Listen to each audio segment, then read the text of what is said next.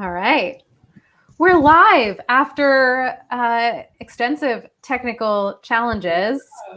We are live. I'm Julia Firestone, and I am here with the incredible Nagela Dales. And we're streaming on Facebook because LinkedIn won't let us, but we're okay.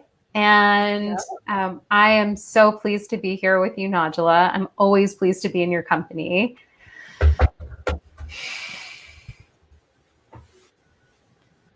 And so I'm going to share a little bit about the League of Impact Leaders. And I'll go pretty quick because we really want to focus on who you are, Nagela, and your journey to the work that you do. Does that sound good? Sounds good to me. Awesome. So the League of Impact Leaders is a group program for no more than 8 purpose-driven people who are along their leadership journeys. Most of the folks in the group are in transition right now, whether that means stepping into a more senior leadership role in an organization or starting your own thing.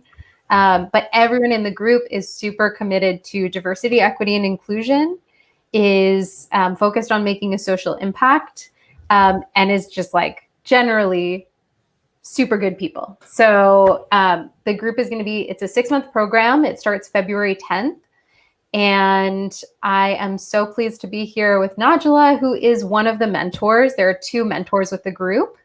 Nagela, who is such a brilliant expert on all things innovation, business model design, research or that centers diverse voices and experiences, and is just making businesses so much better. And so Nagela will be like later in the program. Nagela will be mentoring half of the group who is working towards starting their own thing, whether that's like a side business or your own organization, your own consulting practice. And you'll get some small group time with this incredible expert.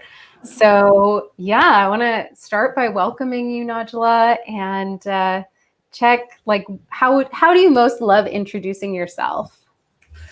I mean, I love most being introduced by you. Every time you introduce me, I'm like, wow, she sounds great. But I like to say that I am the Robin Hood of innovation, and essentially, I'm just kind of stealing back in some cases a lot of the big concepts and frameworks and mindsets and strategies that large tech companies, kind of popular startups are using, and bring it back to smaller startups and small businesses. And the whole goal is to make innovation more equitable, accessible, more damn fun. That's what I always say. You can have fun while doing good. So that's how I like to introduce myself. The Robin Hood of innovation. I am so pleased to be here with you. And Nagela, I want to start, because you're going to be a mentor for the program. I want to start by asking, how do you most love supporting people, and who do you most love supporting? I mean, starting with the big questions. Well, first, can I just like brag on you and why I'm so excited? Yeah. The League of Impact Leaders. I met Julia and immediately started stalking her. She is the kind of person you meet in a room and you don't forget because of how they made you feel. And it's not about like what I had to offer. From kind of the vanity metric standpoint, but she really took time to connect with me and see me. And I don't know, I identify with that. And that goes into, why and how I like to support people, is that I want them to feel seen. And I want whatever they're hoping for, they're dreaming for, to be seen as well. Yes. And in your work, let's talk also about SLCo. Did I say that right? SLCo. SLCo. Okay. So in your work, being an executive running the business, who are you most often serving in that work? I am most often serving women working on their own startups. especially startups in places that are typically women are underrepresented, especially Black and Brown women are underrepresented. And so a lot of apps, a lot of enterprise technology, a lot of emerging markets, a lot of kind of data, AI, and technology coming together. And it's really fun working with women in those places because they're underrepresented, right? And they're underestimated. And that has its own kind of barriers and constraints and Mm. problems. And so we're always figuring out how to work smarter, Mhm. not just harder, but also smarter. Also, those women typically are thinking about a specific set of people they want to serve and how they want to serve them.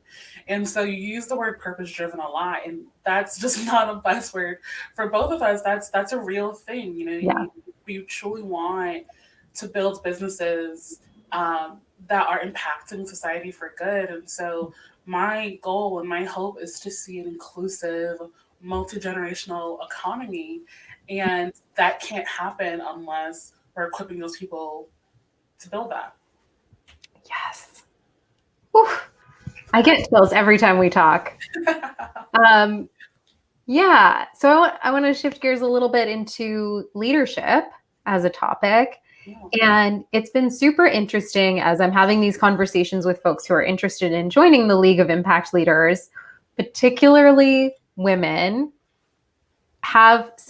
take some issue with the language of leader and who is a leader, and how that's defined. And I think, we see so many older cisgender heterosexual white dudes who have been CEOs in like Fortune 500 companies and are now like the experts on leadership, Yeah. and kind of keep that word hostage in a way. Yeah. And so I would love to hear, like, when you think about leadership, what does it mean for you, and what kind of leadership do you hope to see in the world? I think that I just want to say that the more I talk to specifically women about do they feel like they are leaders, I realize that most women um, don't feel allowed to feel like a leader because Mm-hmm. leadership is defined in such a set way. And so when they're talking about, but they want to step up, they want to support people, they want to love people, they want to, be visionaries, they want to be pilots. I'm like, you are a leader. Maybe you're not a leader that's been defined previously, like you said, by kind of white hetero cis guys. And so for me, leadership starts with um, being authentic to myself, standing in my story, and understanding that I'm part of something bigger than myself, understanding what my role is in this. And so by understanding my story, then understanding how my micro story is part of a macro story, I'm able to lead myself, but not from a place of ego, but from a place of, okay, I'm trying to be a part of something, right? Like, many tides raise all ships type situation. Yes. And so understanding those three things gives you so much clarity, focus, and consistent daily purpose when you understand your own story, but where your story is in the grand scheme of other stories. And you can't understand your story without being authentic to yourself. Again, another buzzword, but it's true. Um, those two things walk hand in hand. Yeah, absolutely. And I think, hey, the buzzwords, if we're using them in a meaningful way, I think it's all good. I think the problem is when they get taken out of context and used to mean nothing. So I'm Sure. with you. I'm with you on leading authentically. And so you've already talked about the impact that you work to make by supporting intergenerational building of economy and wealth and opportunity. I'm curious, like, if you zoom out to your grandest vision, Nagela, of what impact could take place if you are successful in your work, what would you most love to see in the world as a result? I often talk about small business innovation the same way we talk about the economy. So the bigger the gap between the top 1% and everybody else, the weaker our middle class is, the more our entire economy will collapse, right? And so for me, there is this kind of middle class, and that means a lot of different things in Mm. the business world, in innovation, right? Without this healthy, beautiful place where there could be the $1 million business, the $10 million business, the $100 million business, those are all still part of this beautiful middle. Mhm. Because we know wealth distribution is so insane in this country, and Mm. so I imagine businesses and leaders who are creating multi-generational gains, local change that go global.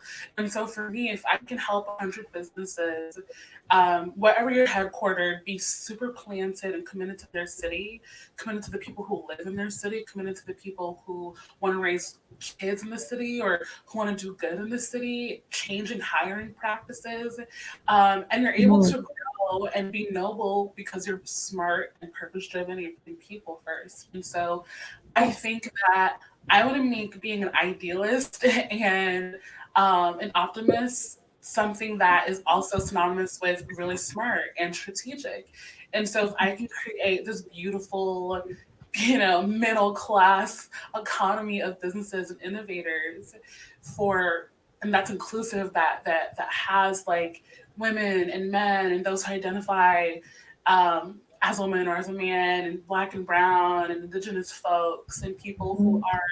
are over 50, 65 years Mhm. old, people who are 18 years old, single, not single. It's like whatever you identify as, you are able to be part of this beautiful tapestry creating Mm. opportunity, um, and just like pouring back into your local economy.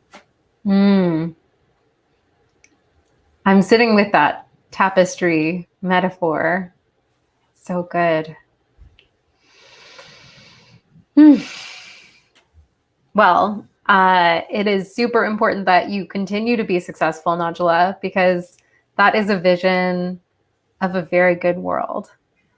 And I'm so grateful that we are friends and that you are someone who's supporting the folks who are joining the League of Impact Leaders because, I picked like the smartest, most strategic, most visionary mentors to join who I could think of. And you're you're consistently someone who comes to mind for all of those things, who is like driving so much Yeah. very needed change.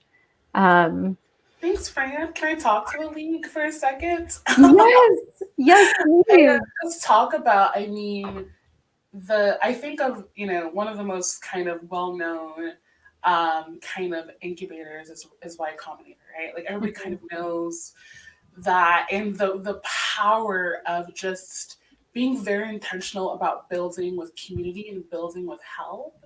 Mhm. And I believe that as do-gooders, we can be flexible and agile. And we can truly do that at our best when we're in community.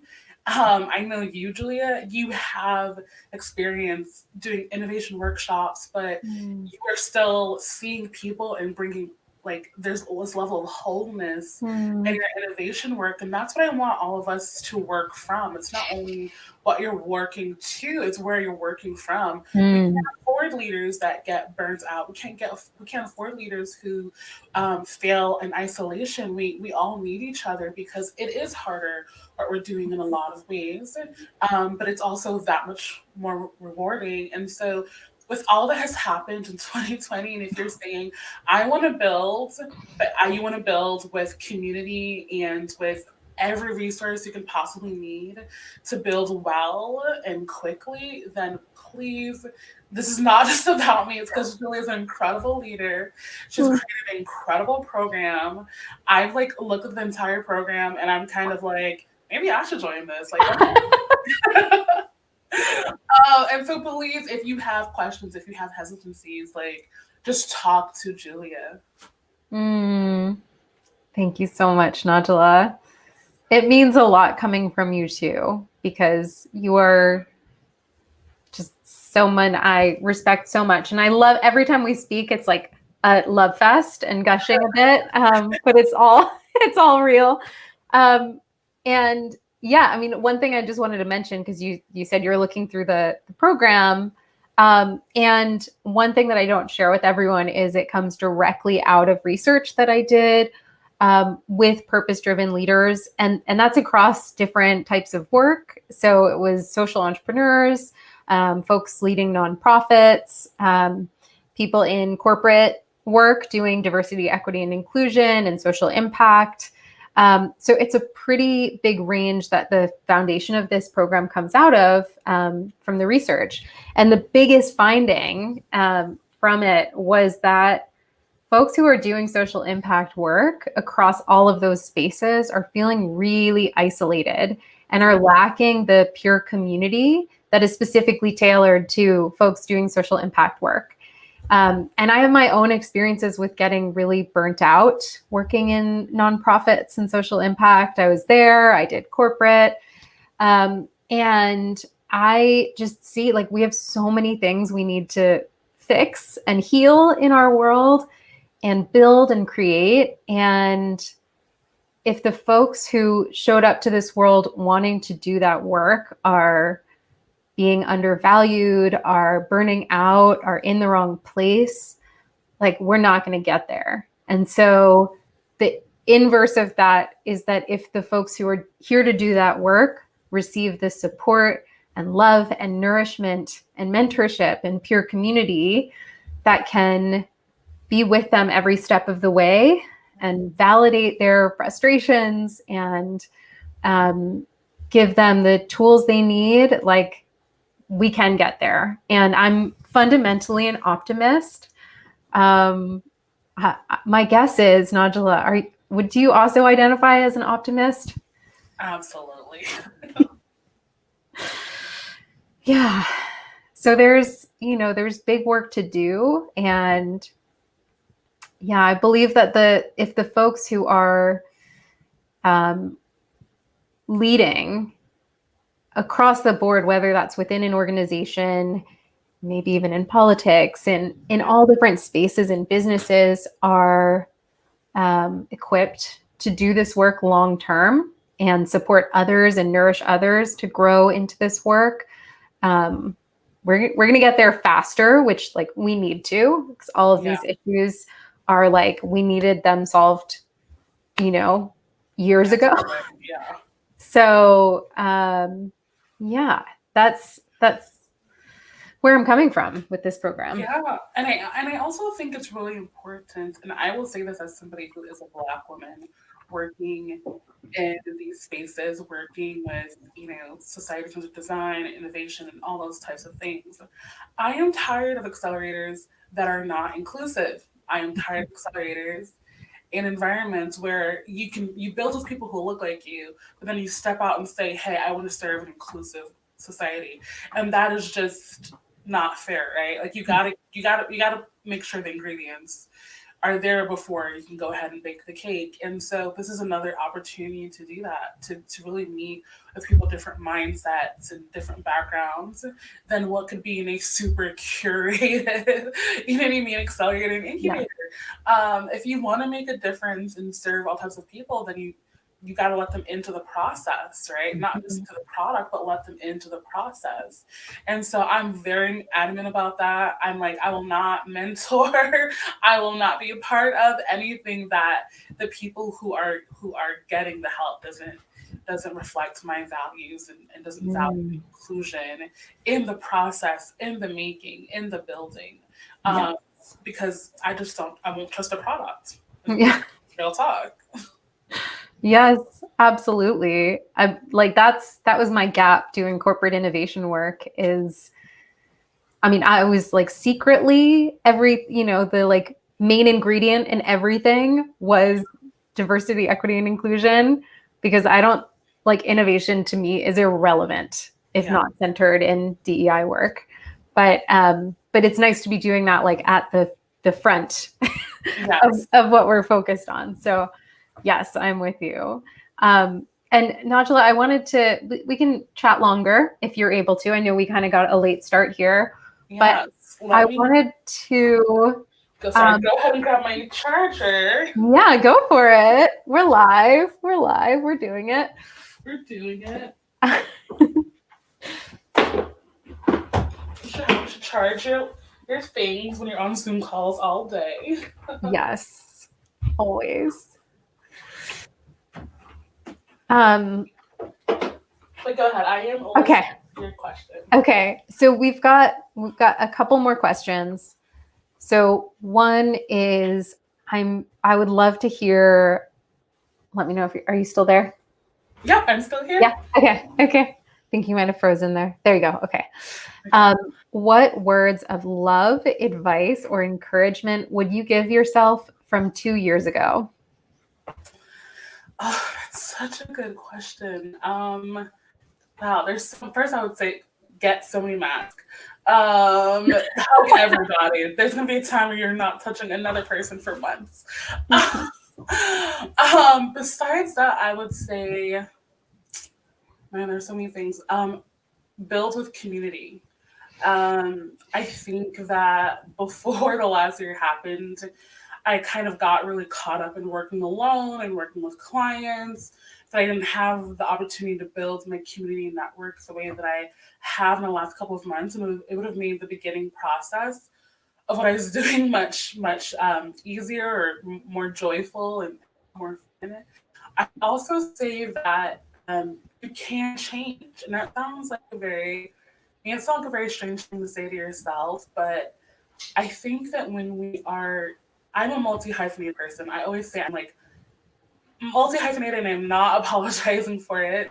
And you have so many hopes and dreams and you lose focus and all those types of things. And I have seen me become the person I've always wanted to become by investing in myself. By not comparing myself, by having a bigger picture. And so I would say that you can change, you just need to find the right things that keep you consistently motivated. And motivation is a process. Invest in what motivates you, invest in what inspires you. I used to think motivation was just kind of like this wind that blew in, and I'm motivated today, but when you work on it by reading, by listening to people's stories, um, when you invest in all those things, you start to become the person that I want to be as a founder and the person that the world needs me to be. And so you can change, you can focus, you can grow that small business, that startup. You can find that community once you have the right things to direct your path. Yes. Yes. Awesome. So the last thing before I direct folks over to the website or booking some time with me is I would just love to ask, what are you working on right now? Where can we find you? And how can folks work with you?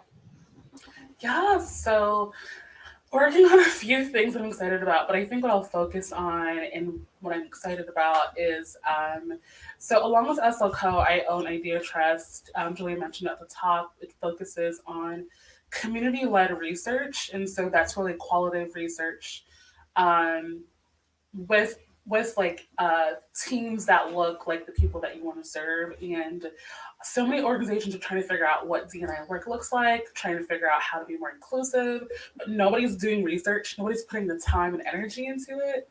And so I always say, how can you invite me to the table you haven't prepared me for? I grew up in a household where we have visitors. We have been preparing for them for days. And so Inside Boot Camp is just kind of a shortened version of that. And so instead of maybe just a year-long process, it's kind of a starting point. What's your biggest question, concern in your business right now as far as it concerns serving BIPOC consumers? And so we'll help you tackle one big question that can kind of build momentum for you to start turning your business inwards and making some solutions happen. Amazing. So is there a link where folks can find you? We can leave it in the comments too. Yeah, so you can go to ideatrust.co or you can email me at Dales, that's Dales at slcreative.co.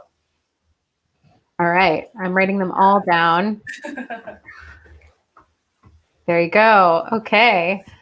Thank you, Nagela. This was such a fun chat, as always. Thanks, everyone who is watching now or later, for your patience with our technical struggles. But as a reminder, the League of Impact Leaders launches February 10th. And if you would like to join, you can apply by signing up for some time with me, and you'll get a free consultation and interview. There's only a couple spaces left, so I definitely encourage you to do that sooner rather than later. And if you sign up by February 1st, that's after you've been offered a position, I will be giving a bonus coaching session one-on-one, which is valued at over $400. So it's a pretty sweet deal. There's a few spots left this week and next week to connect with me if you're interested. And I'll leave the link here, juliafirestone.com/league. And you can also email me at, let's see, we're going to do this on the fly, not at Nagela's email. Thanks everyone for being kind about me learning how to stream things. There we go. Okay, my email is hello@juliafirestone.com. And again, juliafirestone.com/league. The League of Impact Leaders kicks off February 10th, and you will have brilliant mentors supporting you, like the incredible Nagela Dales, who I am always delighted to spend time with. So thank you so much for joining. Thank you, everyone, for watching. And we'll close there. Great. I'll see you soon, Julia. See you soon. I always have to do an awkward little wave. I know. Like, what do we do? We still don't know. Blow kisses, we wave. Okay. All right. Bye.